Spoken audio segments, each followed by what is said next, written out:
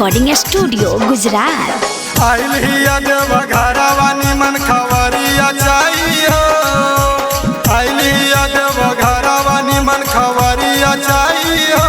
बाबा करैया जला ढरिया मौजी बढ़िया चाहिए, बाबा करैया जला ढरिया मौजी बढ़िया चाहिए।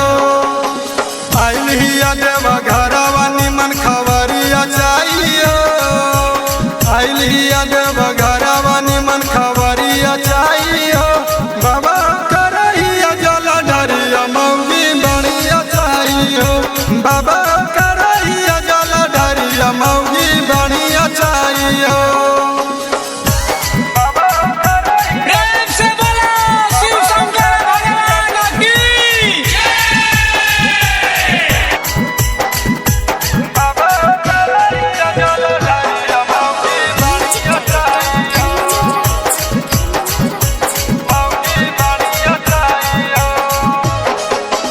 मम्मी के हमर आई है सपनवा, मानो बाबा सबके कहनवा।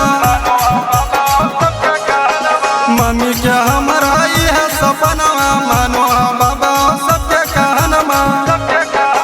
नहीं चाहिए ज्यादा करिया नहीं सहरिया चाहिए, नहीं चाहिए ज्यादा करिया नहीं सहरिया चाहिए।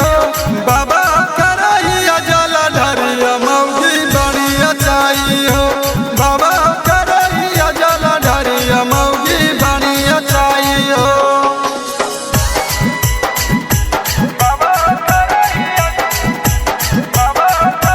बोलो बोलो बाबा भूतनाथ की